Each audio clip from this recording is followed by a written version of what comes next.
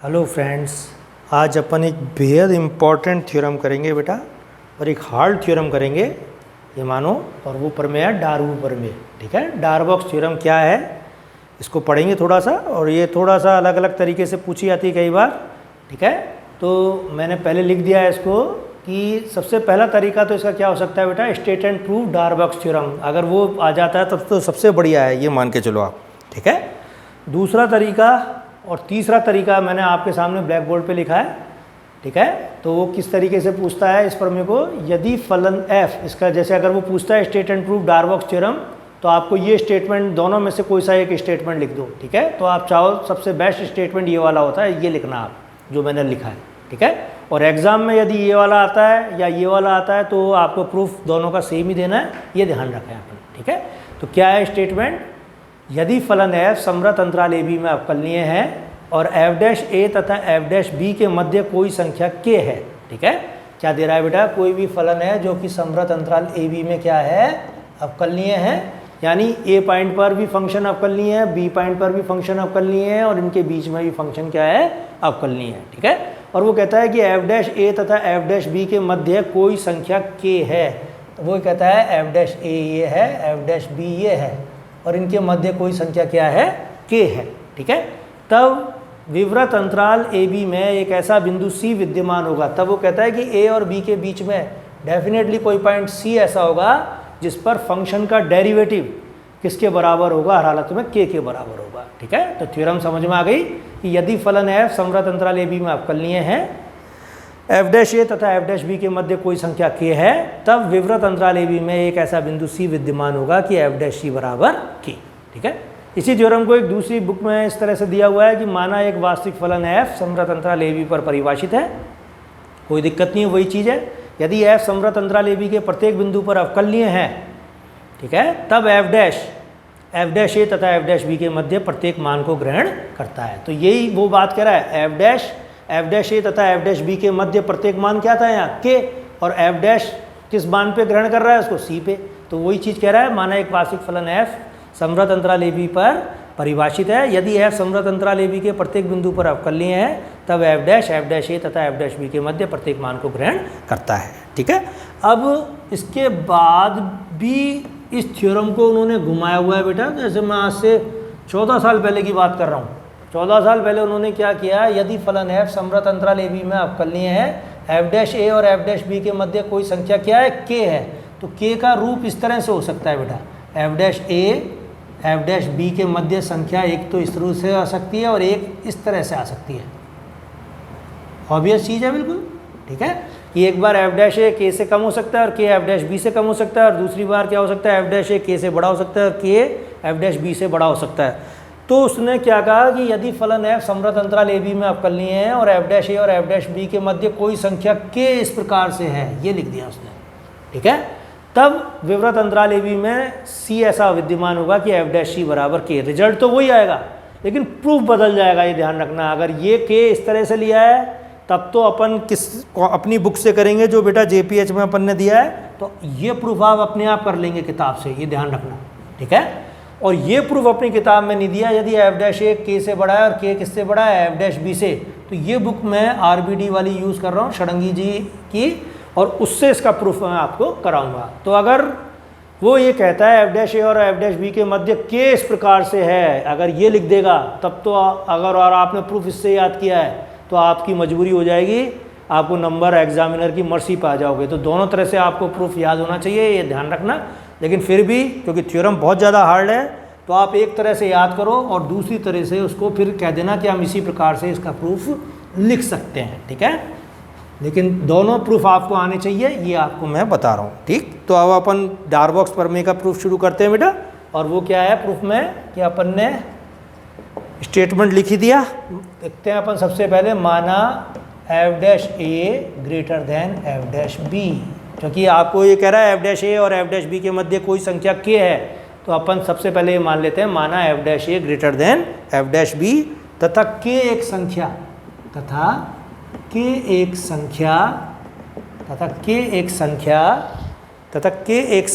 इस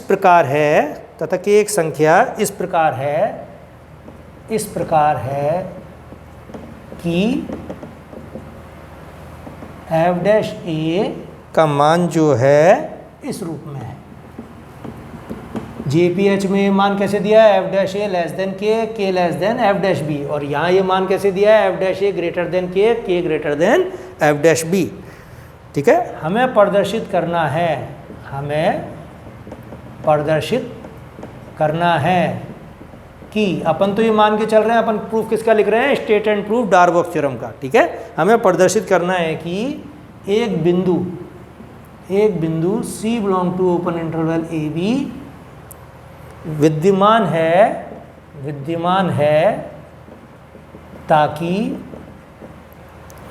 F dash C बराबर K।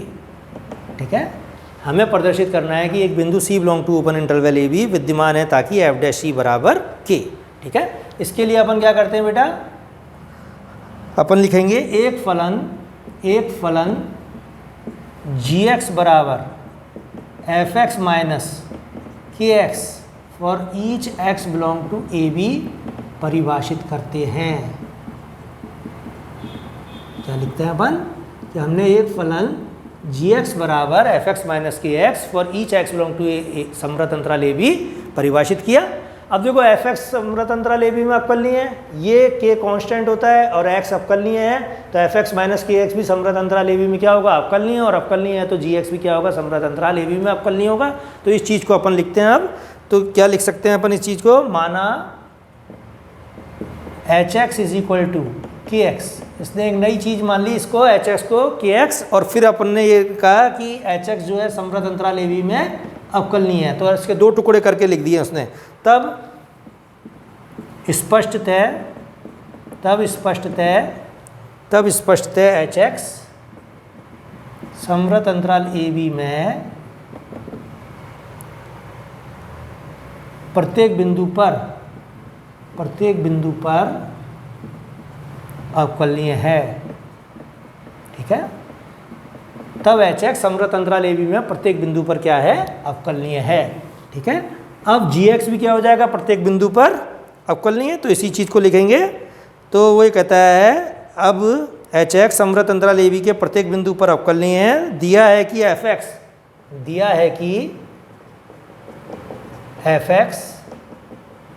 AB पर अवकलनीय है,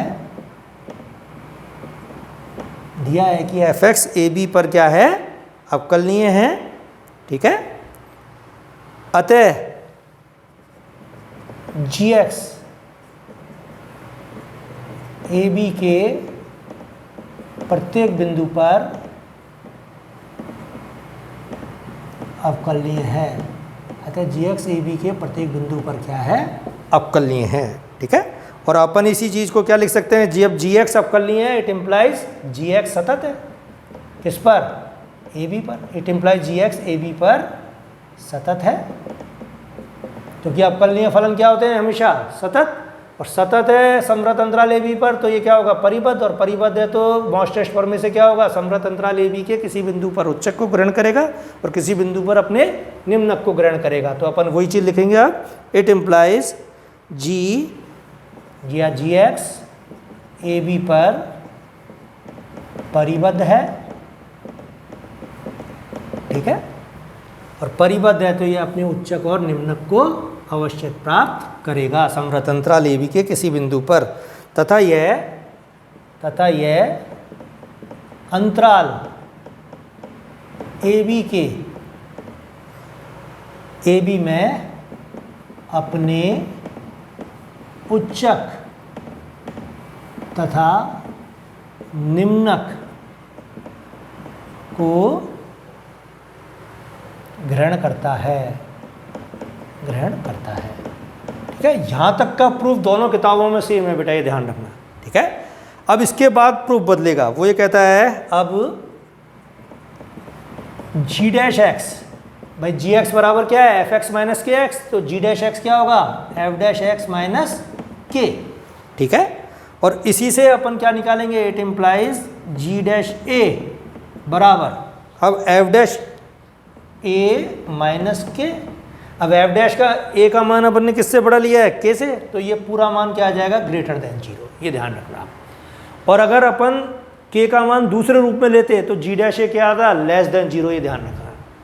और g डैश ए यदि ग्रेटर देन 0 है तो मैंने जो कल 6 स्टेटमेंट आपको रटाए थे अच्छी तरह से, वो आप ध्यान रखो आप। और उन 6 स्टेटमेंट की क्या ज़रूरत पड़ेगी अपने को, देखो कि किस रूप में अपन लेते हैं उनको। तो मैंने आपको क्या बताया था बेटा, कल वाला लेक्चर में थोड़ा सा डिस्कस कर रहा हूँ कि यदि समवर्त अंतराल ए बी में कोई फलन क्या है, अवकलनीय है, और इसके ए पॉइंट पर यानी जी डैश ए ग्रेटर देन 0 आ रहा है, ठीक है, बी पॉइंट पर भी यदि जी डैश बी ग्रेटर देन 0 आए, जी पॉइंट पर जी डैश ए लेस देन 0 आए, जी पॉइंट पर जी डैश बी लेस देन 0 आए, दोनों में से कोई सी भी चीज़ हो सकती है, ठीक है। और सी पॉइंट पर क्या हो सकता है, जी डैश सी ग्रेटर देन 0 और जी डैश सी लेस देन 0, ठीक है। तो अपन ने कल क्या बताया था आपको कि ए पॉइंट पर यदि जी डैश ए ग्रेटर देन 0 है तो इसका एक अंतराल ए और ए प्लस डेल्टा, और बी का क्या प्रतिवेश होगा, बी माइनस डेल्टा और बी, ठीक है। अपन जी डैश सी वाला केस अभी डिस्कस नहीं करते हैं, और अपने को जो केस मिलेंगे वो मैं डिस्कस करूंगा, ठीक है। तो जी डैश ए ग्रेटर देन 0 मिलेगा और जी डैश बी क्या होगा, निश्चित रूप से लेस देन 0 मिलेगा। तो थ्योरम क्या थी कल वाली कि अगर ए और बी पर फलन अवकलनीय है और ए पॉइंट पर फंक्शन का डेरिवेटिव ग्रेटर देन 0 है तो एक विवृत अंतराल ए और ए प्लस डेल्टा ऐसा होगा जिसमें फलन क्या होगा, एक दिष्ट निरंतर वर्धमान होगा। जैसे अगर मैं ग्राफ बनाऊं ए और ए प्लस डेल्टा पर, तो ए और ए प्लस डेल्टा पर ये फलन इस रूप में आएगा, ठीक है। और जी डैश बी यदि लेस देन 0 है बी पॉइंट पर, तो वो फलन क्या होगा, इसके बाएं प्रतिवेश में क्या होगा बेटा, एक दिष्ट निरंतर हासमान होगा, और उस केस में फलन का जो ये अपना आएगा वो इस रूप में आएगा, ठीक है। तो इससे अपन क्या निष्कर्ष निकालेंगे कि ए पॉइंट पर फलन किसी भी रूप में अपने उच्चक मान को प्राप्त नहीं करेगा, ये अपन कह सकते हैं। और सिमिलर केस अपन क्या कह सकते हैं कि बी पॉइंट पर भी फलन जो है अपने निम्नक उच्चक को प्राप्त नहीं करेगा, बी पॉइंट पर भी फलन अपने उच्चक को क्या प्राप्त नहीं करेगा, ठीक है। तो अपन ने क्या बेटा, जी डैश ए ग्रेटर देन 0 से अपन क्या कहेंगे कि एक विवृत अंतराल ए और ए प्लस डेल्टा ऐसा होगा चाहे जी डैश ए का मान ग्रेटर देन 0 होगा, और जी डैश ए का मान जब ग्रेटर देन 0 है तो निश्चित रूप से इसमें फलन जो होगा एक दिश निरंतर वर्धमान होगा, और एक दिश निरंतर वर्धमान होने से हम ये बात कह सकते हैं कि ए पॉइंट पर ये अपने उच्चक को प्राप्त नहीं करेगा। इसी प्रकार से बी पॉइंट पर ये अपने उच्चक को प्राप्त नहीं करेगा, और उस केस को अपन पूरा यहाँ पर लिखेंगे। और अगर अपन पुराना केस ले लेते, जी डैश ए उल्टा आता है लेस देन 0, तो अपन थ्योरम को निम्नक के रूप में लिखेंगे जो दूसरी बुक में दी है बेटा अपने को, ठीक है। तो अपन अब ये यही केस ले रहे हैं कि g dash A greater then 0 है, तो अपन क्या लिखेंगे, अतः बिंदु ए का एक प्रतिवेश बनाने मैंने आपको कल सिखाई दिए थे, ए और ए प्लस डेल्टा विद्यमान होगा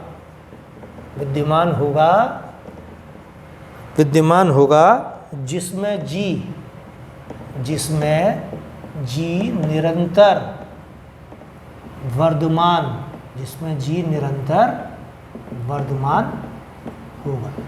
निरंतर वर्धमान होगा, अर्थात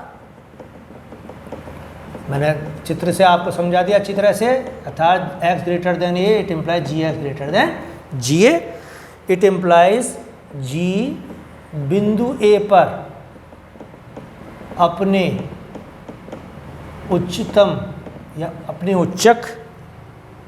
उच्चक मान ग्रहण नहीं करता,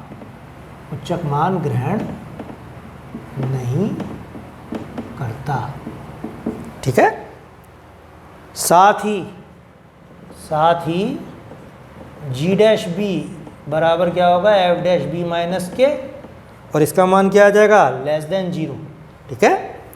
तो अपन क्या लिखेंगे, अतः बिंदु बी का एक प्रतिवेश b minus delta comma b विद्यमान होगा जिसमें जी एक दिष्ट निरंतर हासमान होगा,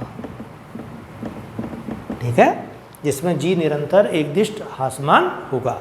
ठीक है, इसका मतलब अर्थात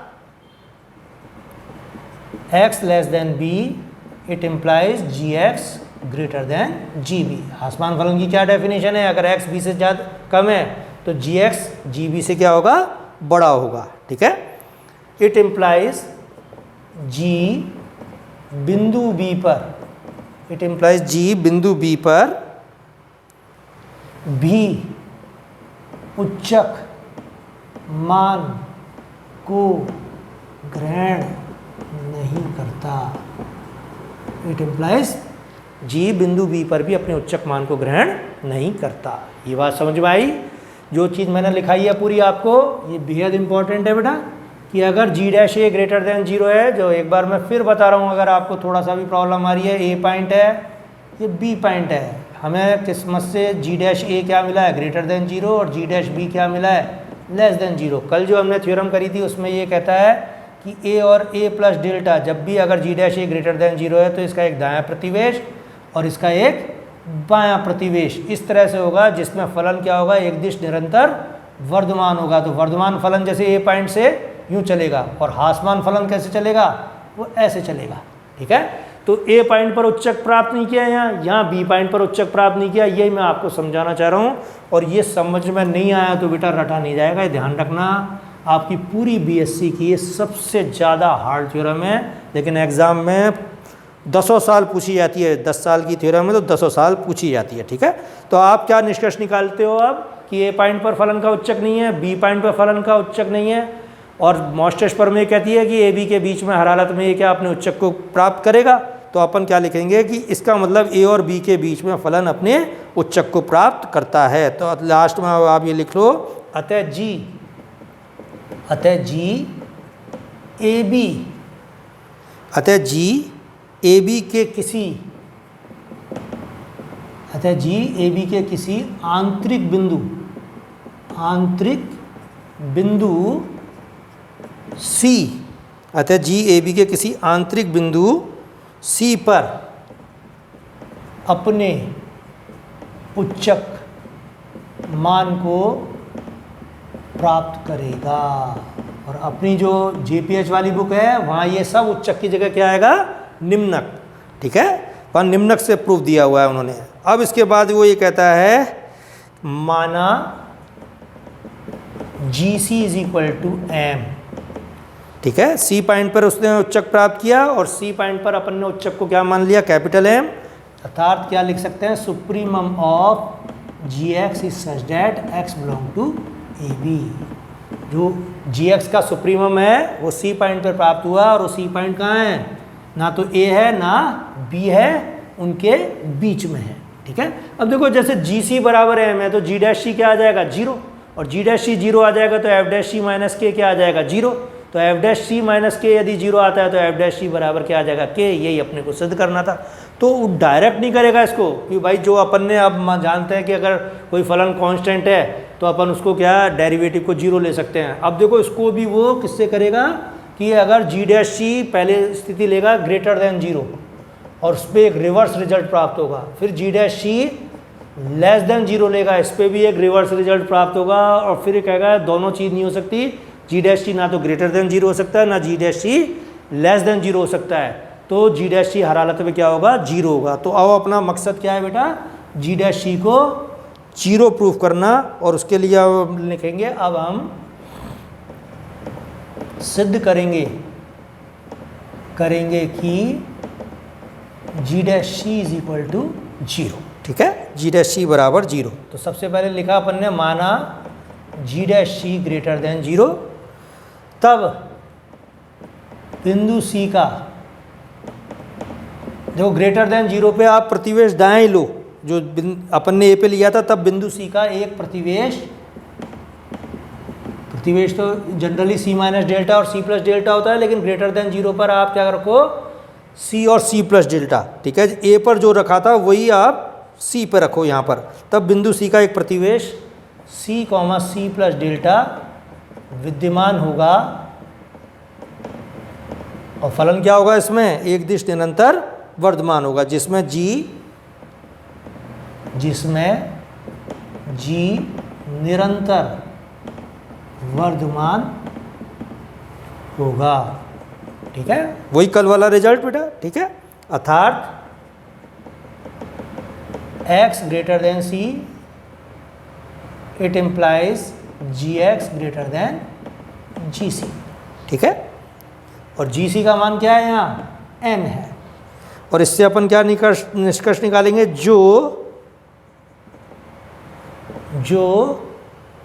m का अंतराल ए बी, जो m का अंतराल ए बी में g का उच्चक होने का विरोधाभास है। अपन ने GC पॉइंट पे उच्चक लिया है, और लेकिन ये तो कह रहा है कि जब भी x c से बड़ा होगा तो उस पर भी आ जाएगा उच्चक। तो वो कहता है जो m का अंतराल ए बी में, जो m का अंतराल ए बी में g का उच्च, या आप इसको ऐसे लिखो, जो संवृत अंतराल ए बी में g के उच्चक m होने का अंतर विरोधी है। क्या बात हुई बेटा इसमें, जैसे अपन ने C पॉइंट लिया और C का एक प्रतिवेश C और C प्लस डेल्टा ऐसा विद्यमान हुआ है कि जिसमें फलन क्या होगा, एक दिश निरंतर वर्धमान, और अपन ने तो C पॉइंट पर उच्चक मान रखा है, लेकिन ये तो उल्टा आ रहा है। तो वो उल्टा इसलिए आ रहा है जो संवृत अंतराल ए बी में g के उच्चक m होने का अंतर्विरोधी है। ठीक है, और अंतर्विरोधी है इसका मतलब क्या हुआ कि अपन ने जो ये केस लिया g dash c greater than 0, वो नहीं हो सकता। तो अपन ने क्या लिखा, जो कि अपना g के अंतराल ए बी में उच्चक m होने का अंतर्विरोधी है, और अपन क्या लिख सकते हैं, अतः g dash c can not be greater than 0, अतः g dash c can not be greater than 0। ठीक है, तो C पॉइंट पर उच्चक m होने का ये अंतर्विरोध आ गया। अंतर्विरोध किस लिए आया, क्योंकि हमने g डैश c को क्या माना, ग्रेटर देन 0। ठीक है, अब अपन क्या लिखेंगे कि g dash c less than 0, तो पुनः माना g dash c less than 0, और लेस देन 0 पर तब बिंदु C का एक प्रतिवेश, और वो प्रतिवेश क्या मानो आप, जो B पे माना था अपन ने, C minus delta comma C विद्यमान होगा जिसमें फलन निरंतर ह्रासमान होगा। ठीक है, अब वही result, g dash c less than 0 पर फलन क्या आएगा, निरंतर ह्रासमान, अर्थात x less than c, it implies gx greater than gc। ठीक है, और फिर से क्या आ गया, एक रिजल्ट, रिवर्स रिजल्ट, जो g का अंतराल ए बी में बिंदु C पर उच्चक m होने का अंतर्विरोधी है। ठीक है, जो g का अंतराल ए बी में बिंदु C पर उच्चक m होने का अंतर्विरोधी है। ये जो चीज़ है अपने को कैसे मिलेगी बेटा, जैसे ये C माइनस डेल्टा है और ये C है, तो इसके अंदर जो फलन है वो इस तरह से आ रहा है। तो C पर अपन ने ऑलरेडी उच्चक मान रखा है, लेकिन ये तो क्या गलत रिजल्ट दे रहा है। गलत रिजल्ट क्यों दे रहा है, क्योंकि हमने g डैश c को क्या माना, लेस देन 0। तो वो कह रहा है अतः g dash c can not be less than 0।